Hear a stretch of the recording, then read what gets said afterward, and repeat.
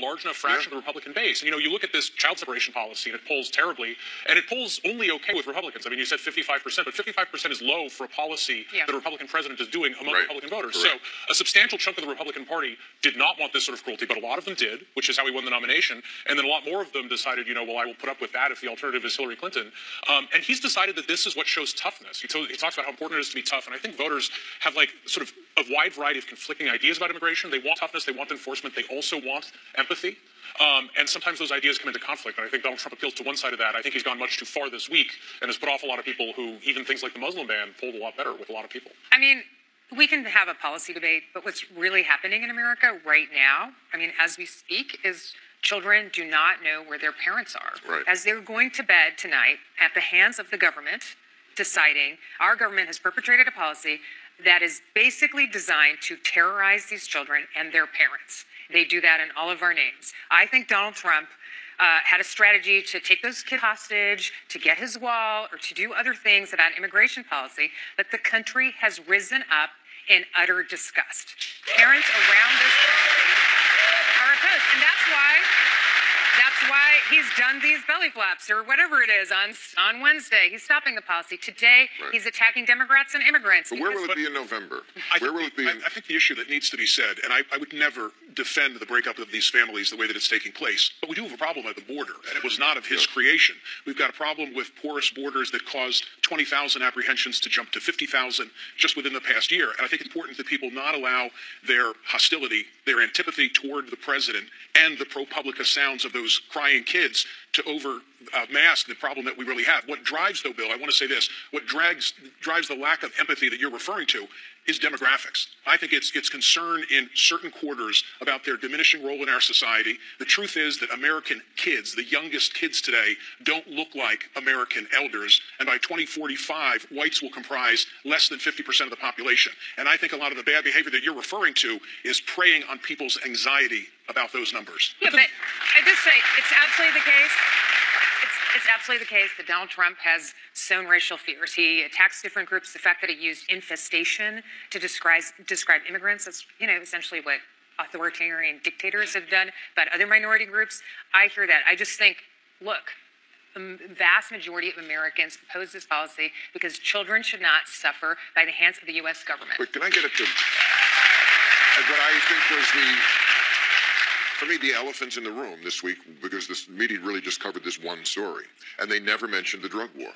And the drug war is at the heart of this. The reason why people, even when they know they're going to be facing horrors like Donald Trump at the border, are still willing to make that trek is because their own countries are just unlivable.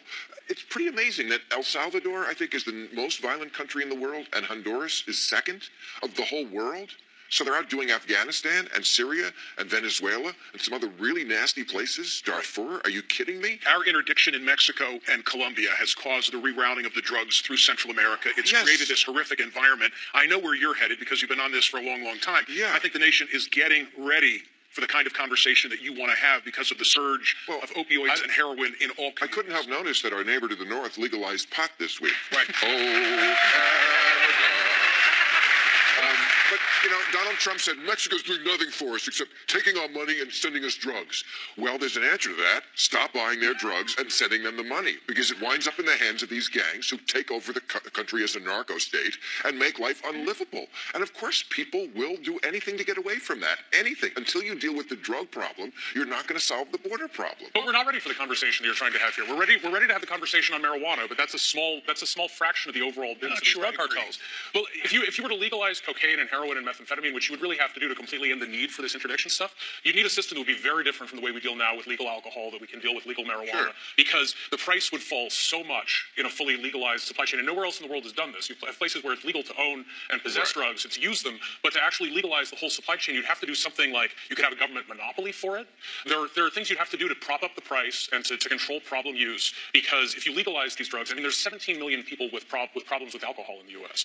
Do we think that cocaine and heroin are either less fun or less addictive than alcohol, you could have an enormous increase. I think heroin is less, so yes. Well, I don't think a lot of people just, if you legalize it, if we legalize heroin tomorrow, how many people would start shooting up and sticking a spike in your arm? There's been an immense increase in heroin some use. nice, honest people applauding there. I'm not saying we're ready for legalization. I say we're ready for the conversation. And what has changed it is the opioid epidemic. And heroin is something that you used to see on television. Now everybody's within 1 degree of separation from having a person who's at risk.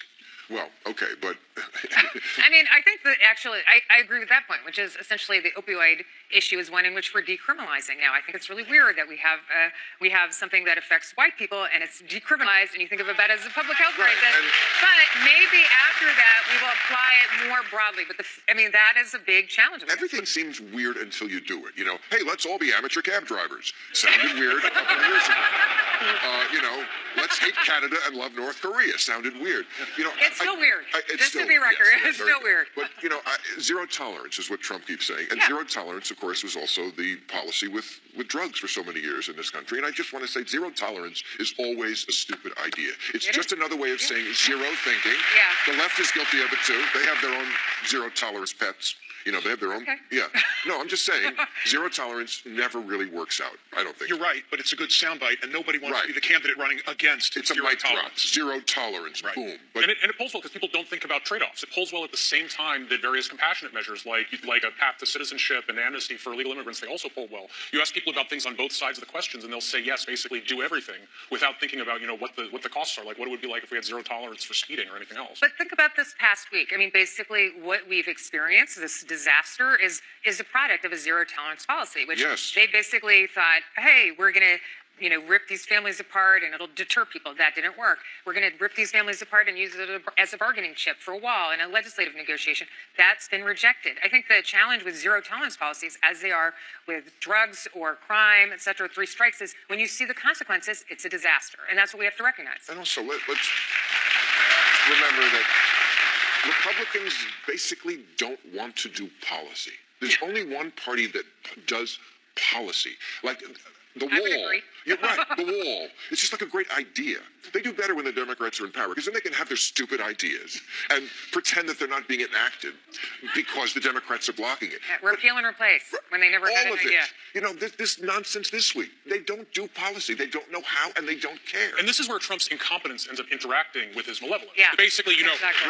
Michael is right that there's a real problem at the border, and there are real trade-offs to be had there. A lot of the people seeking asylum will not end up qualifying for it. You're going to have to make tough choices in a lot of cases. But the infrastructure that you would have to build around doing these things, if you want to process the asylum cases faster so we don't have to let a lot of people into the U.S. for north of a year waiting for a hearing, you need to hire more judges. The president says he doesn't want to do that. He says he doesn't understand why we need judges. It would be a logistically complicated policy thing to do. He doesn't have an interest in doing that, and so that actually ends up worsening the effects of this sort of nasty thing he does. Right. And if we legalize drugs, by the way, on that score, we would have, obviously, it would take place under a different administration. Here's what Jeff Sessions said about the opioid problem. We think a lot of this is starting with marijuana. Wrong. We think doctors are just prescribing too many opioids. Sometimes you just need to take 2 Bufferins and go to bed. There's where we are on drugs. Okay, so everyone is talking about this jacket that Melania wore, and it said, I really don't care, do you? There it is. She's wearing it, there is the catalog. And I think in her defense, she has a lot of racist sweaters that were in the wash that she could have worn. But she didn't. But honestly, I don't know if you've been in Melania's closet. I have. And there are some worse things that she picked out, actually one of the best. Like, here are some of the things she could have wore. She could have wore, I'm sorry, you must have me confused with the Slovenian catalog model who gives a shit. That was another, she could have picked that one. And he did. My other coat is made of 101 Dalmatians. Could have been a terrible choice. My pockets are loaded with Perel. Would have been, think you're living in a cage, try being me. She could have picked this one. That's Mrs. Hitler to you.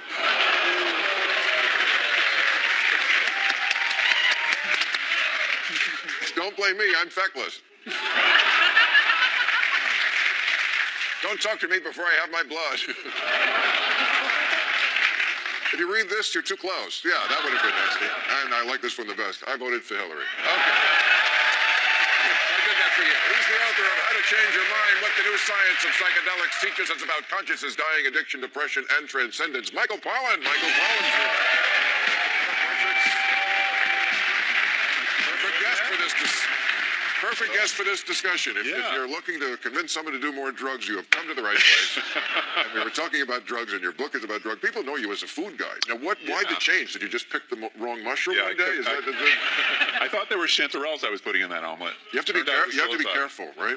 You do? Oh, picking mushrooms? Yes, absolutely. I remember doing it once. They grow in cow shit. They do. That's right. Those are the safer ones to pick. There are other ones that you can really kill yourself if you don't do it yourself. But, so, no, I've always been interested in our engagement with the natural world, how nature changes us, the things we take into our bodies, how it affects our health. And so for me, it seems more continuous. Part of the spectrum. And one of the really interesting things all of us use plants for, and fungi, to change consciousness, right? Whether it's coffee or fungi tea. is mushrooms. Right. Or chocolate. I mean, and this is a universal human desire that I've always been curious about. Well, I wouldn't say chocolate changes our consciousness. It does in subtle ways. Oh, subtle. Sure. Yeah. No, it has caffeine in it, and it has another thing that kind of gives you a little lift. You know pot's legal now, right? Yeah. They've got some shit that would really, No. So, but psychedelics obviously are a much more radical form of consciousness. About LSD. LSD and psilocybin, DMT, ayahuasca. Right. See, I feel that they're so different. I never did ayahuasca, but I did. I've certainly done. Well, I don't know if I did acid. You know what? I did something that somebody sold to me and said was acid. Yeah. Well, that's the problem. That is that you can't, if you have prohibition, you can't regulate. Yeah. Timothy Leary once said to me before he died, not from the grave, he said it to me. He still speaks. Tim, are you there? Hello. He said there really hasn't been acid since Owsley, the original maker. Yeah.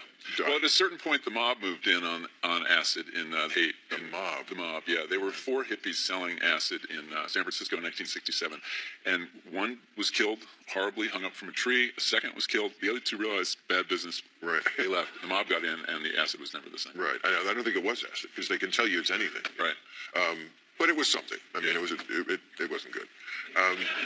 As good as it should have been. But you're saying real acid, which they experimented with in the 30s and 40s, really helps a lot of people with stuff like PTSD, right, and anxiety and depression. Alcoholism. Yeah. How does it do it? So what I was surprised to learn, I thought psychedelics began in the 60s, but there was a very rich history of research in the 50s, late 40s, using LSD, psilocybin, the ingredient magic mushrooms, to help people deal with serious problems.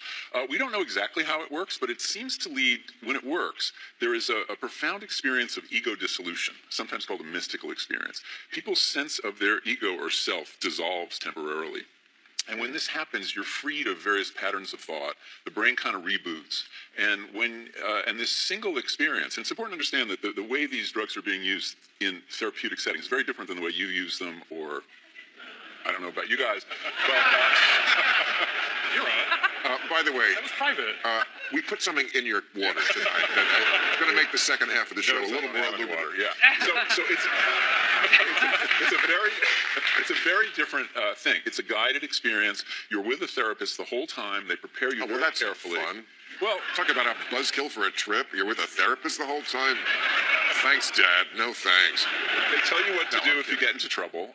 Basically, they encourage you to surrender, because when you feel your ego dissolving, it can be really scary. It's a death. Right. And so they tell you to go with it, relax your mind, and float downstream, as John Lennon advised. And then during the experience, which you're lying down, you're wearing eye shades, so it's a very internal voyage.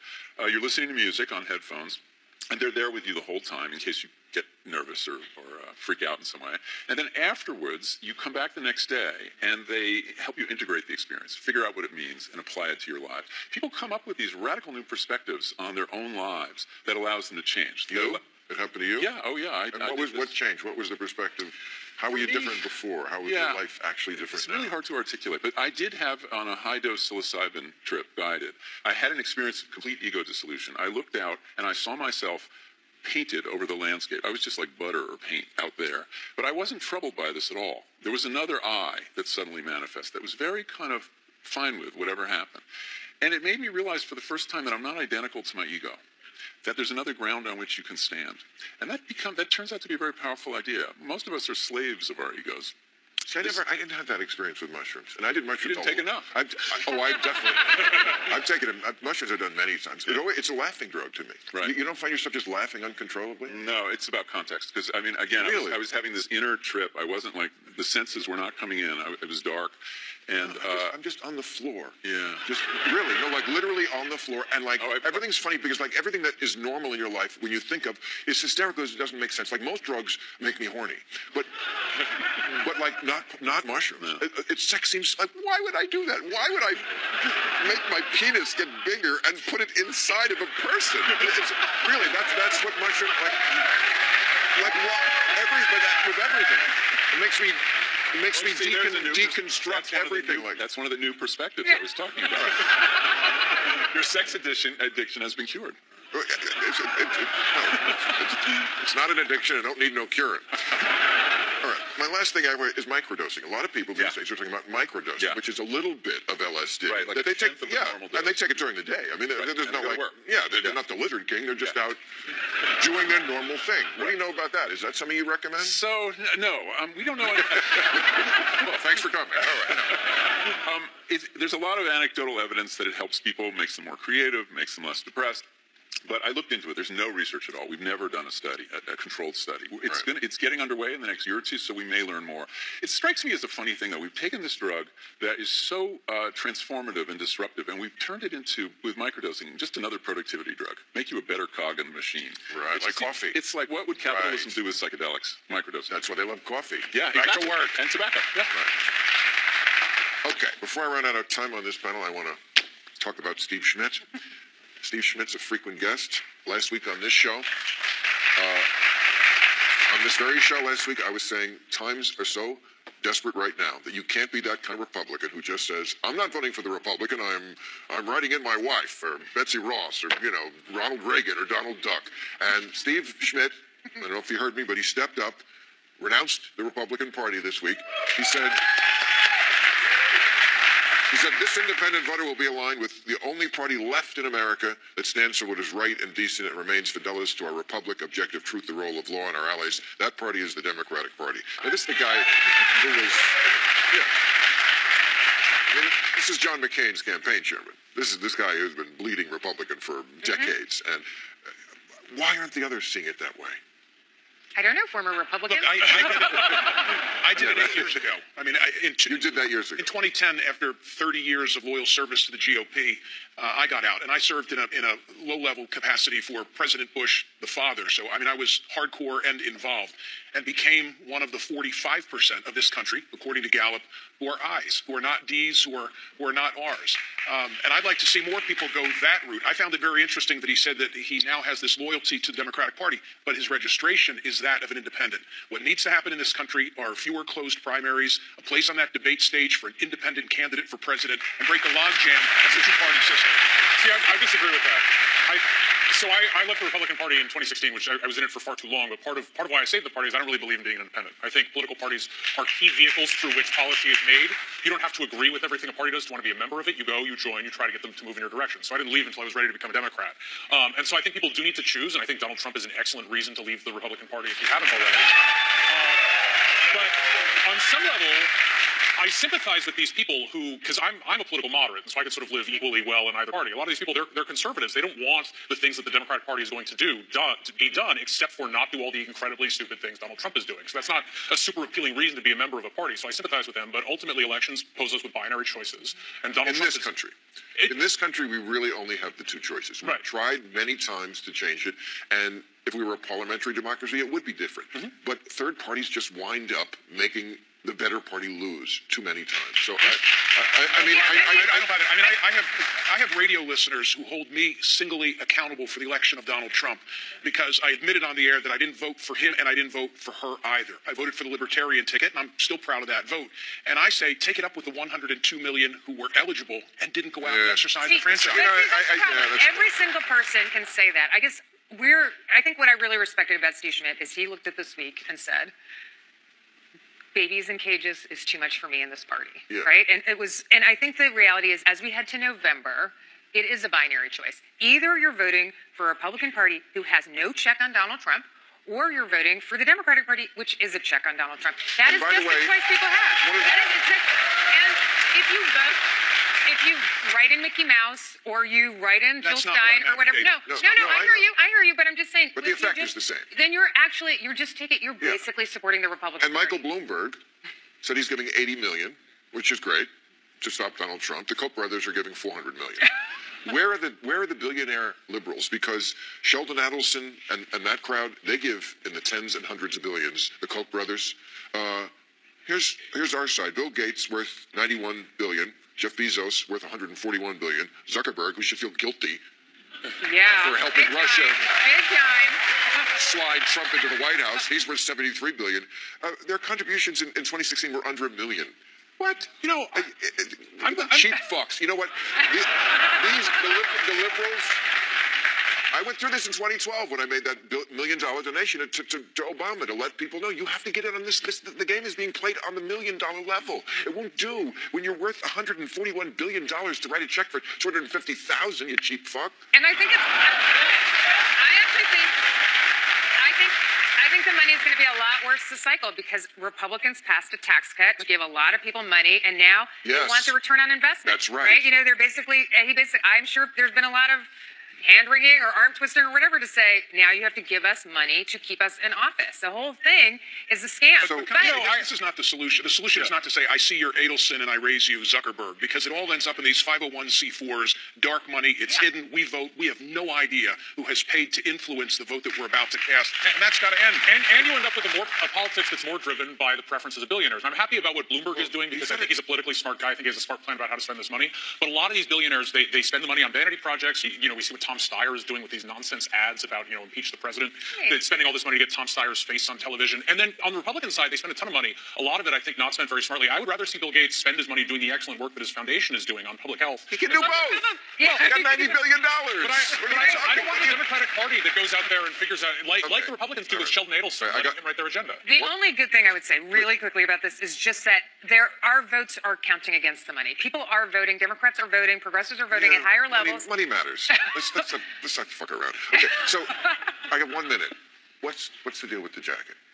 What was she doing? The jacket's from Zara. There is no way that Melania Trump shops at Zara. Right. So this wasn't just in I think it's honesty. I think she was literally saying the White House doesn't care about these kids. No. The Donald Trump doesn't care about the kids. He doesn't care about the kids. I don't think she was saying she doesn't care about the kids. But that's what the jacket said. She didn't wear it to the kids. She caught a raft of shit when she wore the stilettos to go to the flood victims. I know, but this is not stilettos. This was a a message to the media to say, I'm going to be me. Well, you don't. Why? Okay, but you don't know that for a fact.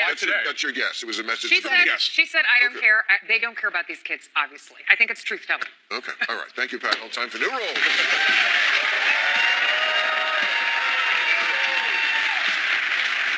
Okay, New Roll, the woman who got her head stuck in a truck tailpipe at a country music festival, and this guy who got his head stuck in his mailbox must start dating. I want you two to get married just for those mornings when he says, I'll get the mail, and she says, I'll start the truck. Someone has to tell the South Korean soccer coach who switched his players' numbers in training to fool a Swedish scout because he says Westerners can't really tell Asians apart. Hey, that's racist, man. You don't think we can tell Lee Jong-from Obansu?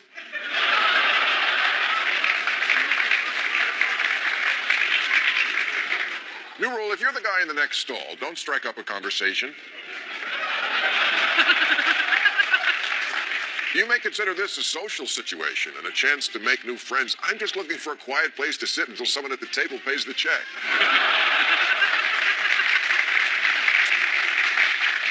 New rule, now that Uber wants to use artificial intelligence to determine how drunk potential passengers might be, they have to answer this question. What are you, my mom? I got an easier way for you to tell if your passenger is drunk. They ordered an Uber.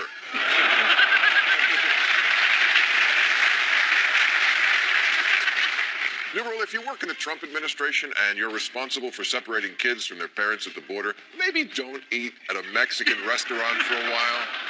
Even if you didn't get heckled out of the place, are you really going to enjoy those enchiladas? Because trust me, that's not crema.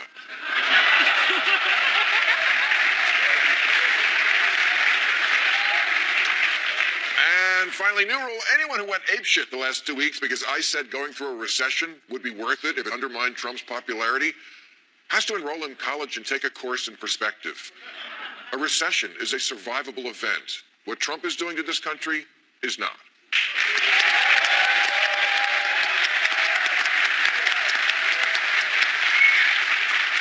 Democracy is about to go the way of the dinosaurs because we've been taken over by a dodo bird. So let me repeat, recessions are survivable events. We survive one every time a Republican is in the White House. It's true. Every Republican president since Teddy Roosevelt has presided over a recession. 4 Republican presidents had 2 of them, and Eisenhower had 3. The United States has survived 47 recessions in all. And since the Great Depression, we've never gone more than 10 years without one. Another recession is coming. Not because I'm rooting for it, because someone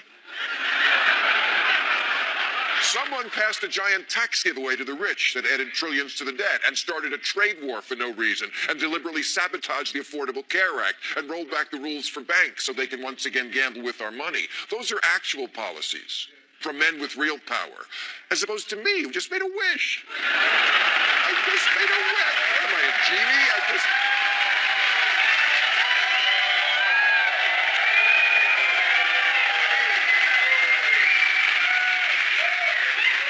But you would never know that from the right-wing nutosphere, where this made me a bigger threat to our national security than Canada.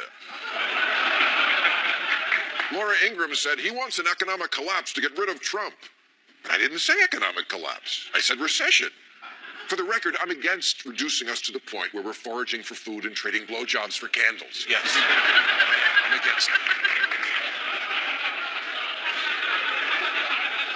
Alex Jones tweeted, Bill Maher is worth $100 million, but he says we should crash the U.S. economy to stop Trump. And when has he ever strayed from the facts? $100 million. And all I have to say about that is, I do? That's awesome. I'm out of here.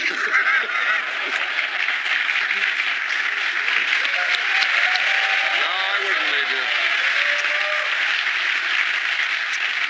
Sarah Palin tweeted to her follower,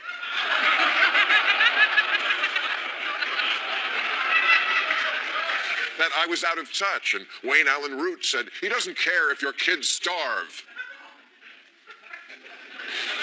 Mike Cernovich said, suicides increase during recessions. Bill Maher wants people to die. Yes, specifically Mike Cernovich. I want him to put his head in the oven so starving kids confuse it for food. No, I don't want that. I don't know who the fuck you are, Mike Cernovich, but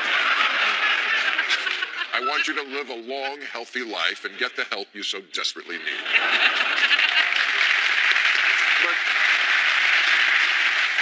But this accusing me of wanting people to starve and die is pretty rich coming from the party that has never been shy about actually enacting policies that starve and kill people.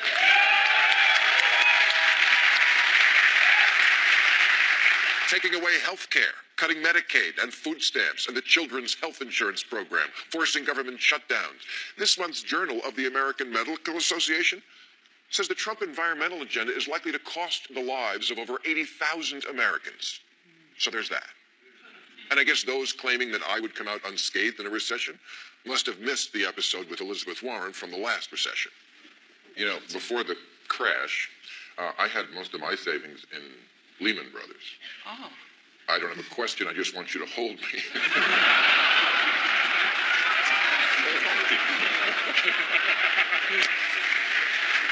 It's okay.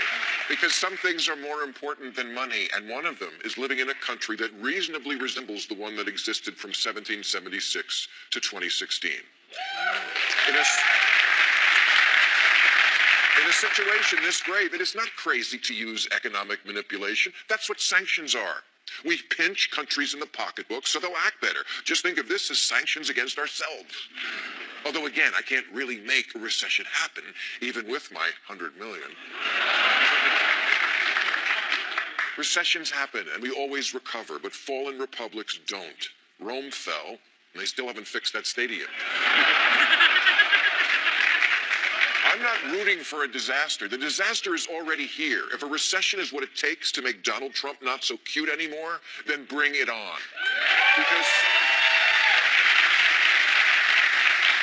Because seriously, one of the problems with a roaring economy is it tends to make people put up with a bad president. It's like great sex in a bad relationship. When the sex is good, all the annoying things your partner does are forgiven. That's what we're in right now, the good sex economy. I just want America to say about Donald Trump what everybody in a relationship says when the hot sex wears off. What the fuck am I doing with this person? All right, that's our show. I'll be at the Windstar World Casino in Dockerdale, Oklahoma, July 6th. At the Brady Theater in Tulsa, July 7th. That's my HBO special. At the Mirage in Vegas, July 20th and 21st. I want to thank Michael Swarkarnish, Josh Barrow, Neera Tanden, Michael Pollan, and Kuleon Noir. I'll get it one of these times. Join us now for Overtime on YouTube. Thank you, ladies and gentlemen.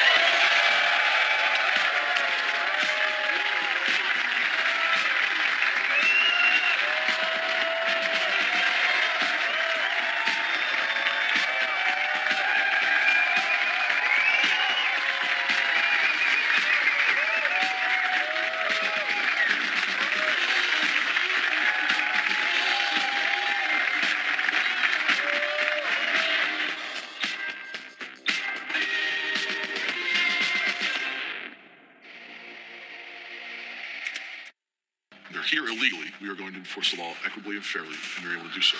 On the next episode of ICE, the American children left behind after their parents' deportation. We're about to ride with ICE as they do a targeted enforcement. You encounter people who aren't a target who you end up arresting.